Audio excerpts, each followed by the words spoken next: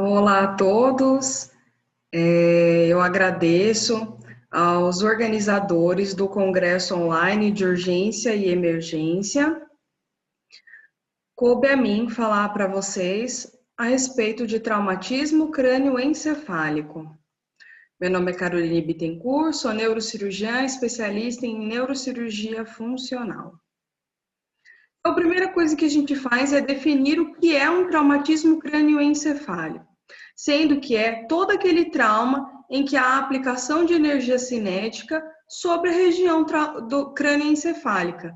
Esse trauma ele pode ser de várias maneiras, seja ele cortante, quando a gente tem perda de solução, né? Tem uma solução de continuidade da pele em direção ao crânio e ao tecido encefálico, como nesse caso aqui, essa foto, né, do meu arquivo pessoal, no qual há um esfaqueamento da região crânioencefálica. O trauma também pode ser de forma contusa, quando há aplicação de energia cinética sobre a região crânioencefálica, não gerando essa solução de continuidade com o tecido do escalpo, por exemplo. O trauma pode ser aberto, tá? Imagem da internet de domínio público, no qual há exposição do tecido encefálico. Pode ser fechado, quando esse trauma crânioencefálico, essa energia cinética é aplicada então sobre a região crânioencefálica, mas não há exposição do tecido crânioencefálico. Nós sabemos que existem atualmente no Brasil 500 mil novos casos por ano, sendo que desses 500 mil, 100 mil vão apresentar algum tipo de dano permanente, algum tipo de sequela. 20% desses pacientes vão evoluir para o óbito, e a gente sabe que acomete mais pacientes na faixa etária jovem, de 15 a 24 anos, predominantemente no gênero masculino, que está mais exposto a situações laborais e até mesmo recreativas de risco. A principal causa de traumatismo crânioencefálico são os acidentes automobilísticos, especialmente aqueles de motocicleta, representando então 50% das causas. Mas tem também as quedas de laje, queda de escada, mergulho em água rasa, como aquele mergulho em piscinas e cachoeiras. Os assaltos e agressões, representando 12% dos casos de traumatismo crânioencefálico, restando 10% para os esportes, especialmente futebol, mas também futebol americano, handball, esportes esportes coletivos. Nós vamos classificar o traumatismo crânioencefálico a partir do Glasgow de admissão do nosso paciente. A escala de coma de Glasgow leva em consideração respostas neurológicas, principalmente abertura ocular, seguida de resposta verbal, resposta motora, e há uma atualização agora de 2018, no qual nós consideramos a resposta pupilar. A abertura ocular nós levamos em consideração, então, se ela é espontânea ou se ela é a pedido do examinador, se ela só acontece quando há o estímulo doloroso ou se ela está ausente mesmo com o estímulo doloroso. Na resposta verbal, se o paciente está orientado ou não, se ele está desorientado, se ele fala palavras que são desconexas, se ele emite apenas sons, gemidos, grunhidos ou não há nenhum tipo de resposta verbal. Na resposta motora, se o nosso paciente vai responder a comandos verbais, se ele vai apenas localizar o seu estímulo doloroso, se vai ter uma flexão inespecífica mais normal, se ele vai apresentar decorticação ou descerebração. A partir daí, desses 3 critérios, soma-se o valor da escala de coma de Glasgow.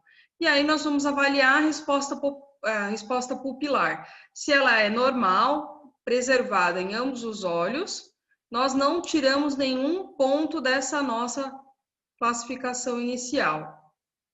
Se há anisocoria, assimetria das pupilas, se uma das pupilas não reage à luz, nós tiramos 1 ponto dessa soma. Ou se o nosso paciente tem pupilas midriáticas ou mediofixas, que não respondem ao reflexo fotomotor, nós tiramos 2 pontos dessa escala inicial de avaliação de resposta ocular, verbal e motora. A partir daí, nós classificamos, então, se o nosso paciente tem um trauma leve, moderado ou grave. Então, lembre-se, nós vamos classificar se o trauma é aberto, fechado, se ele é contuso, se ele é cortante ou penetrante, e aí se é um trauma leve, moderado ou grave, baseado na escala de Coma de Glasgow. Sendo que o leve é aquele Glasgow que vai de 14 a 15, moderado entre 9 e 14, e grave menor do que 9, aquele paciente que precisa de intubação orotraqueal, é o paciente em coma. Esse paciente vai apresentar uma taxa de mortalidade de 45%. E lembre que a gente acabou de falar sobre uma mortalidade aí de 20% de todos os traumatismos crânioencefálicos no Brasil. A partir daí, nosso paciente tem lesões primárias, ou seja, que são decorrentes diretamente do trauma, e lesões secundárias que vão acontecer por outras causas, como hipoxemia, hipercapnia, que nós vamos ver mais para frente. Das lesões primárias, nós vamos falar especialmente de contusões cerebrais, os hematomas subdurais e extradurais, a concussão e a lesão axonal difusa. As lesões secundárias, então, como eu falei, são lesões ao tecido encefálico, são danos que surgem no tecido encefálico secundariamente ao trauma do nosso paciente, seja ele por hipóxia, por hipercapnia, por um choque hemorrágico gerando anemia e, consequentemente, hipoperfusão do tecido encefálico, a hipertensão intracraniana, a hidrocefalia e as infecções que podem ser do sistema nervoso, como nos empiemas, a meningite, mas também as infecções de pele, de trato urinário, abdominais, em decorrência do politraumatismo. A concussão acontece quando há uma perda transitória de alguma função neurológica, ou seja, o paciente sofre um traumatismo crânioencefálico e por 24 horas ele pode ter sinais neurológicos, mas não apresenta nenhum tipo de anormalidade nos seus exames de imagem, na tomografia, na ressonância nuclear magnética. Passadas essas 24 horas, o paciente tem uma recobração, ele recupera suas funções neurológicas. Lembrando que aqui o diagnóstico é clínico e que o paciente não tem lesão do tecido encefálico. Já na lesão axonal difusa, há um cisalhamento dos axônios. Os neurônios sofrem um processo de deslizamento entre suas camadas do tecido encefálico e se rompem. E então, aqui a gente não tem perda do neurônio, a gente tem um dano ao axônio do neurônio. Então, há um comprometimento das sinapses do nosso paciente. Sendo assim, ele vai ter déficits neurológicos variáveis, especialmente da parte cognitiva, com perda de memória, com dificuldade para articulação e comunicação da fala, tá? E aí o paciente, se apresenta um dano grave, né, um dano volumoso ao seu tecido axonal, a substância branca do tecido encefálico, ele pode entrar em estado vegetativo persistente. Na tomografia, nós vamos encontrar lesões específicas para esse tipo de lesão axonal difusa. Eu demonstro aqui também do meu arquivo pessoal uma imagem que mostra uma lesão hiperdensa aqui próxima ao corpo caloso, na região de corpo caloso, e também junto aos pedúnculos mesencefálicos, aos pedúnculos cerebrais. Então, quando o nosso paciente apresenta um traumatismo crânioencefálico com um quadro de declínio cognitivo ou uma persistência do seu declínio, uma persistência do seu déficit neurológico, e na tomografia nós vemos imagens como essa, como o sangramento na região de corpo caloso e na região dos pedúnculos cerebrais, é sugestivo de lesão axonal difusa. Na contusão cerebral, o que vai acontecer são focos de hemorragia. E esses focos de hemorragia vão acontecer por aceleração e desaceleração do tecido encefálico, no qual, com o processo de aceleração, o tecido encefálico desliza sobre a calota craniana e traumatiza sobre ela, onde tem as apófises, os acidentes ósseos intracranianos. Então, isso vai acontecer principalmente na região frontal, na região temporal e na região occipital, sendo que a região occipital ela é mais frequente tanto por golpe quanto por contragolpe. A área de contusão cerebral, por ser uma área de hemorragia, ela vai cursar com edema vasogênico ao seu redor, na sua periferia, e essa área de contusão ela pode aumentar progressivamente em até 72 horas, enquanto vai acontecer naquela cascata de coagulação e de inflamação. Então, o paciente que apresenta contusão cerebral, ele tem um mínimo de tempo de internação de 72 horas, para que se possa observar se há um aumento do volume do sangramento e do edema cerebral. Sendo assim, se há um aumento desse volume ou um déficit neurológico progressivo, se há sinais iminentes de hipertensão intracraniana e de risco à morte, esse paciente precisa ser operado. Então, aqui imagens de domínio público do meu arquivo pessoal, no qual a gente vê aqui, ó, uma imagem hiperdensa na região frontal do lado esquerdo, permeada dessa área hipodensa. Essa área hipodensa ao redor da área de hemorragia é o edema vasogênico secundário ao trauma, com a ruptura dos vasos durante o processo de aceleração e desaceleração no traumatismo craniano. Aqui nós vemos também outra área hiperdensa na região parietal, no qual também permeada, né, por uma área hipodensa, que também representa edema vasogênico. Outro tipo de lesão primária do sistema nervoso central relacionado ao traumatismo craniano, e a mais comum de todas elas, é a hemorragia subaracnoídea. Essa hemorragia subaracnoídea acontece por lesão neuronal. Vai acontecer por cisalhamento, no qual há um corte. O tecido, então, encefálico desliza sobre a calota craniana e há uma ruptura de vasos e também de axônios, gerando, então, esse sangramento no espaço subaracnoídeo. Vai acontecer por ruptura de vasos de pequeno e médio porte e vai ser representada num exame de imagem, como nesse corte axial de tomografia, como um sangramento aqui, ó, na fissura silviana, mas também pode surgir aqui na fissura longitudinal média, pode surgir também entremeando tecido encefálico na substância branca.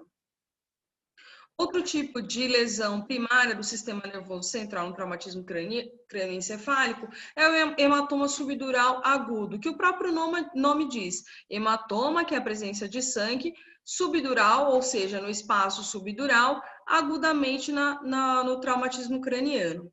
É uma grave situação neurocirúrgica no qual há ruptura de veias ponte. São aquelas veias que ligam o nosso tecido encefálico à dura mater, para que fique bem junto à calota craniana.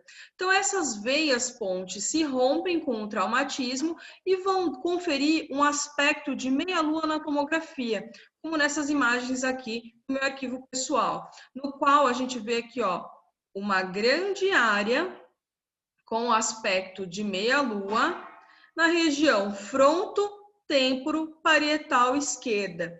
Então, esse sangramento no espaço subaracnoideu vai crescendo, né? Vai aumentando progressivamente, gerando aqui, ó, um desvio da linha média, cursando inclusive com risco de herniação de úncus, compressão de tronco encefálico e morte. Aqui é um outro exemplo de um hematoma subdural agudo, também o aspecto aqui, ó, de meia-lua, com o rechaçamento do tecido cerebral, do tecido encefálico em direção contralateral ao hematoma. Também gerando desvio da linha média, podendo gerar herniação de úncus, compressão de tronco e morte. Nesses dois casos, o que a gente vê é a presença de anisocoria, que é a dilatação pupilar do lado em que há a presença do hematoma. Então, lá no Glasgow, na classificação do Glasgow, a gente já sabe que vai encontrar, por conta da herniação de úncus, por conta da presença do hematoma, uma área de anisocoria. Ipsilateral a presença do hematoma subdural. Esse hematoma, quando ele é menor, ou esse sangramento vai acontecendo de forma mais lenta, pode ter uma absorção, uma degeneração progressiva e se tornar um hematoma subdural do tipo crônico. Então, vejamos aqui o anterior. A imagem era em meia-lua, hiperdensa, era um hematoma subdural agudo, enquanto que no crônico nós vemos a mesma imagem com aspecto de meia-lua, só que com a característica de ser hipodensa na tomografia.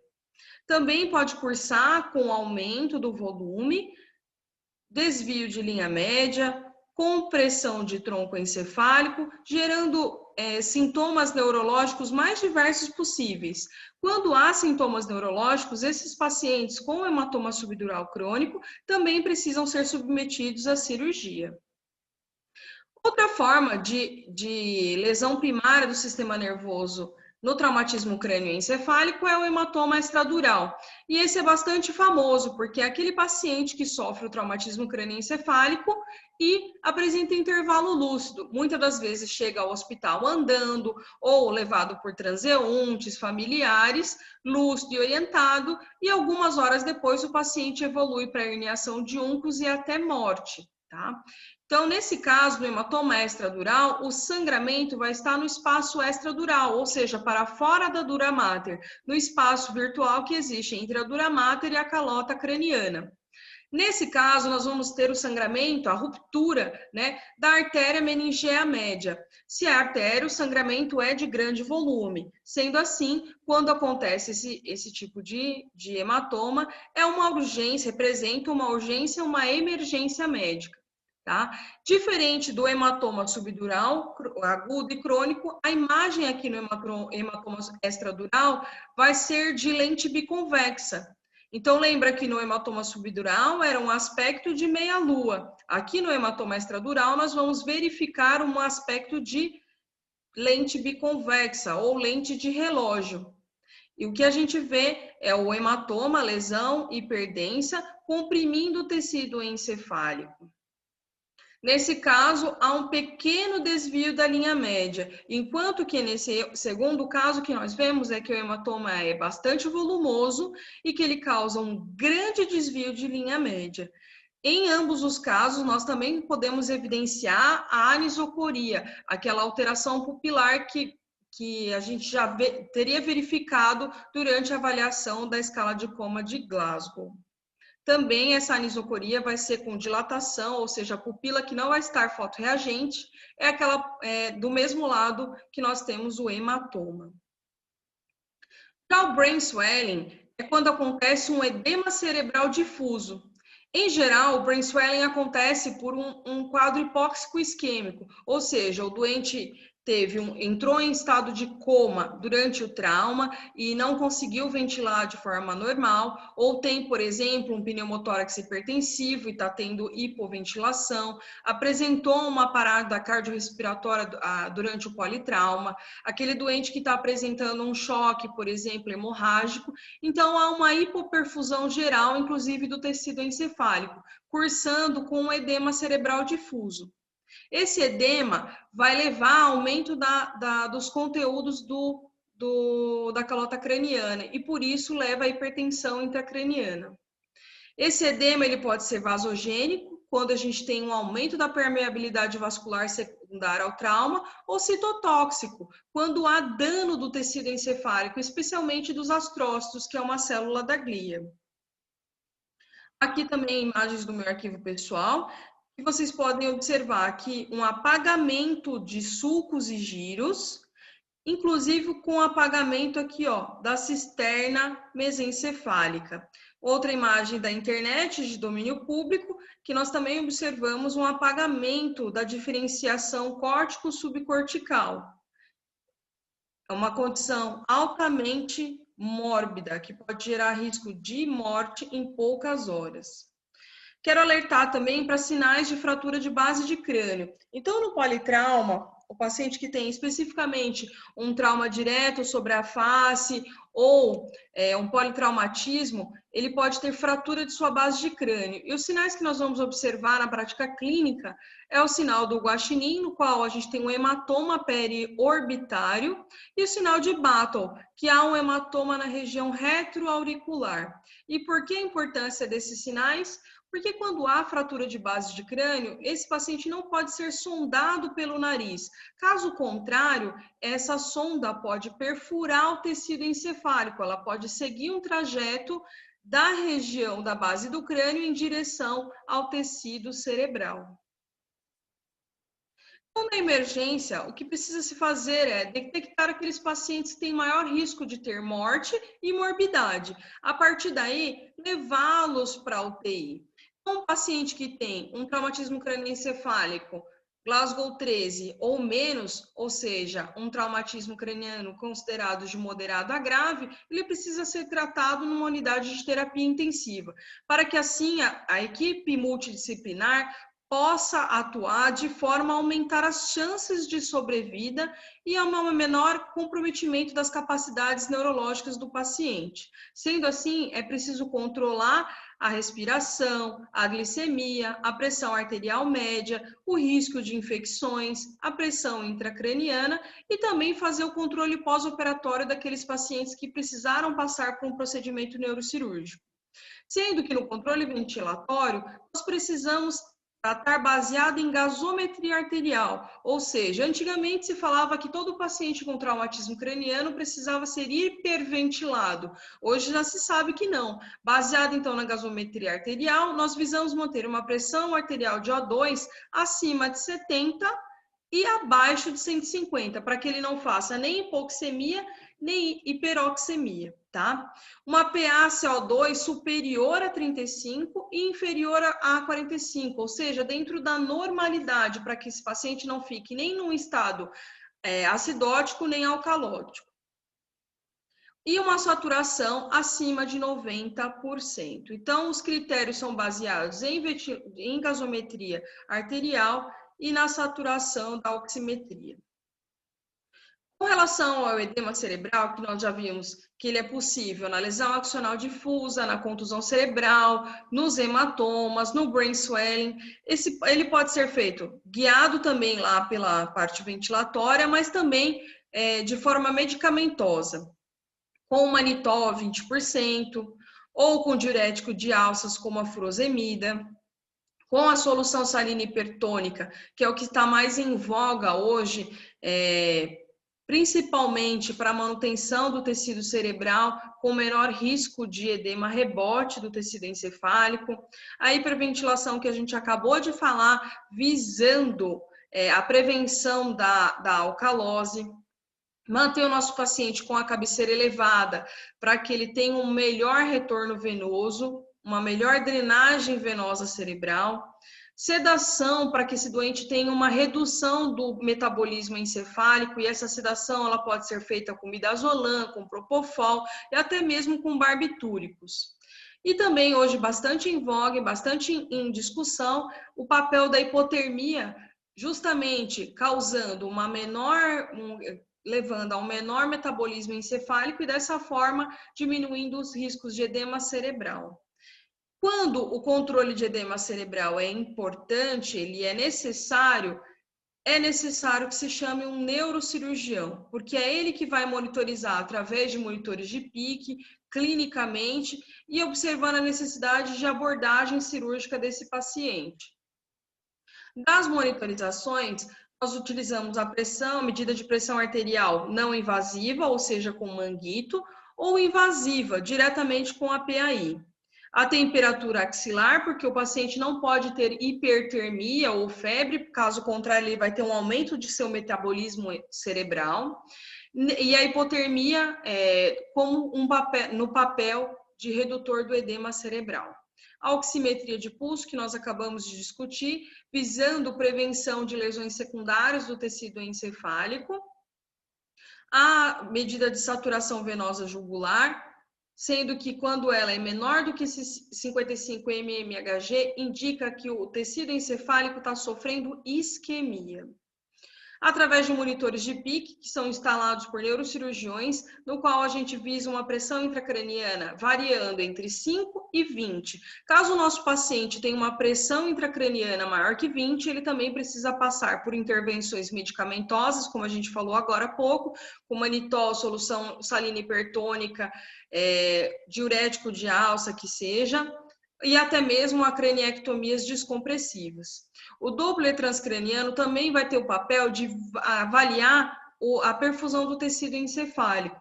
Então, usamos a saturação venosa jugular e o Doppler transcraniano para observar e para inferir a perfusão do tecido encefálico. Também precisamos corrigir distúrbios metabólicos, especialmente a hiponatremia, porque o sódio ele tem um papel nas sinapses encefálicas, nas sinapses neuronais. Caso o nosso paciente esteja em estado hiponatrêmico, ele pode ter convulsões, e as convulsões são especialmente deletéricas por causar dano ao tecido neuronal, mas também o risco de morte. Prevenir a anemia, por conta da questão de perfusão, né, oxigenação do tecido encefálico e as infecções que também cursam com um dano secundário no traumatismo crânioencefálico. Então, em especial, o papel da medida, né, da pressão arterial média e da pressão intracraniana é justamente para que haja a inferência da pressão de perfusão cerebral, que o ideal em crianças é de 50 a 80 mHg, em adultos de 60 a 95. Então, aqui são imagens, né, da internet, de domínio público, em que a gente vê um monitor de pressão intracraniana, e aqui uma imagem do meu arquivo pessoal, em que se vê um monitor, que é um catéter, que pode ser instalado tanto dentro do ventrículo, como nesse exemplo aqui, pode estar dentro do espaço subdural ou até mesmo dentro do tecido dentro do tecido encefálico. Então, a pressão intracraniana ela pode ser monitorizada de 3 formas: no espaço subaracnoideu, dentro do ventrículo ou dentro do próprio tecido cerebral.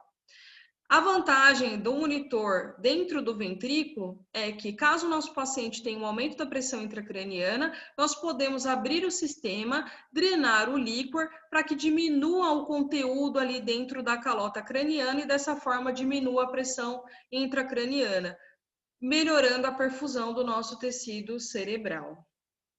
Aqui um exemplo também de Doppler transcraniano, no qual são monitorizadas artérias que corroboram, né, com a perfusão do tecido encefálico para avaliar sobre a presença de vasoespasmo e comprometimento da perfusão do tecido encefálico, ou seja, a presença de isquemias. Então, para a gente finalizar a aula aqui do congresso, eu vou passar 3 casos clínicos curtos, mostrando para vocês exemplos de traumatismo crânioencefálico.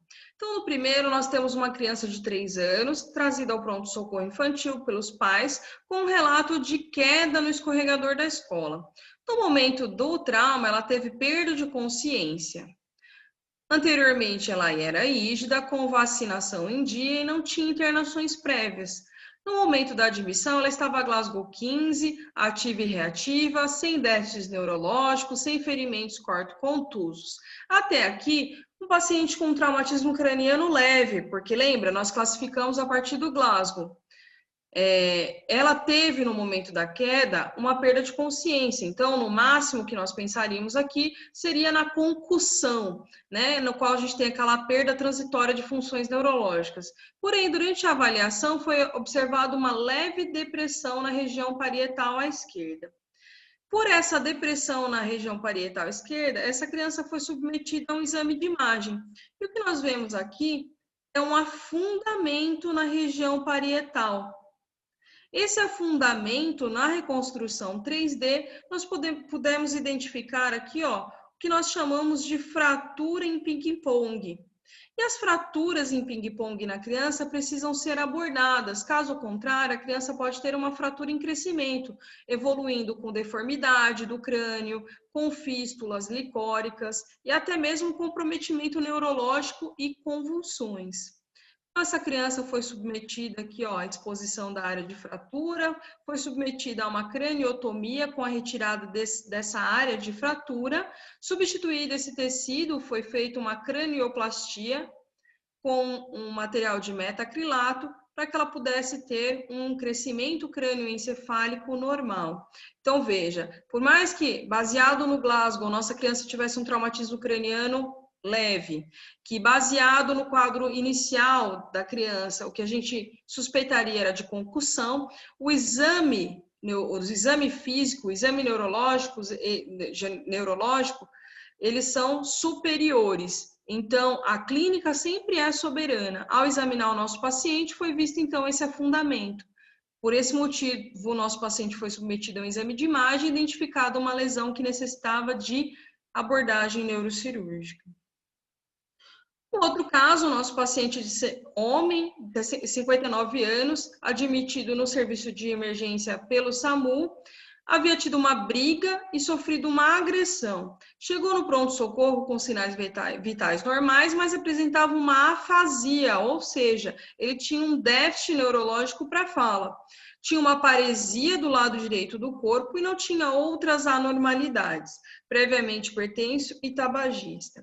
E o que foi observado, imagem do meu arquivo pessoal, foi que durante a agressão o paciente teve um ferimento pelo salto de um sapato, em que houve a perfuração do crânio, no qual o salto atingiu a região temporal do lado esquerdo do cérebro, a área da fala, por isso a clínica do nosso paciente. Também foi submetido a uma cirurgia com remoção, obviamente, do sapato, do sangramento que havia aqui na região temporal esquerda e teve uma recuperação completa das suas funções neurológicas.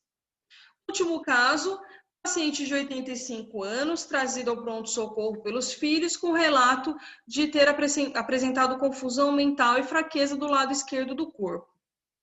No exame físico, o nosso paciente estava em Glasgow 13, ou seja, com um traumatismo crânioencefálico moderado, pupilas isofotorreagentes, uma hemiparesia esquerda grau 4, ou seja, ele tinha um déficit neurológico e, portanto, deveria ser submetido a exames de imagem. Previamente hipertenso, bem controlado em uso de metformina e dieta, e tinha uma história de traumatismo craniano por uma queda no banheiro há 45 dias. Foi submetido, então, ao exame de imagem, que nós vemos aqui essa imagem em aspecto de meia-lua, hipodensa, fronto-temporo-parietal à direita, com um desvio de linha média, então, com risco de hipertensão intracraniana e risco de mortalidade. Esse paciente, então, foi operado, foi submetido a uma hemicraniectomia, evacuação desse hematoma e recuperação neurológica plena. Então, gente, eu deixo aqui de mensagem para vocês, que é preciso sempre classificar esse traumatismo crânioencefálico, ou seja, em aberto, fechado, se esse paciente tem um traumatismo leve, moderado ou grave, que a clínica ela é soberana, que vai guiar os seus próximos passos, que o paciente que apresente qualquer tipo de déficit neurológico tem que ser submetido a um exame de imagem e, a partir daí, a definição de suas condutas primárias, quando nós observamos uma lesão cerebral primária, e também prevenção de lesões do tecido encefálico de maneira secundária, com controle da ventilação, controle da glicemia, dos metabólitos, da pressão intracraniana. Tudo visando a melhora, ou manutenção da pressão de perfusão cerebral. Então, eu deixo aqui minhas referências, principalmente relacionado ao Tratado de Neurocirurgia, o livro de emergências neurocirúrgicas e artigos que falam bastante sobre o traumatismo crânioencefálico, a epidemiologia do traumatismo crânioencefálico e a prevenção dessas lesões secundárias do tecido no traumatismo, tá? Deixo aqui, então, o meu contato para dúvidas. Estou à disposição. Obrigada.